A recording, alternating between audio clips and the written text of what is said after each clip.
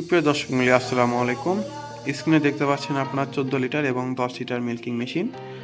আপনার দুইটার সাথে সব কিছু সেম থাকবে, জাস্ট যে কম্প্রেসারটা থাকবে, কম্প্রেসার একটাতে থাকবে 100 ওয়াট, একটাতে থাকবে 70 ওয়াট।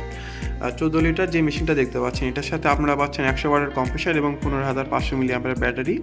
এবং এই পাশে যেটা দেখতে পাচ্ছেন এটা হচ্ছে 10 লিটারের, এটার সাথে আপনারা পাচ্ছেন 70 ওয়াটের কম্প্রেসার এবং 10,500 মিলিঅ্যাম্পিয়ারের ব্যাটারি।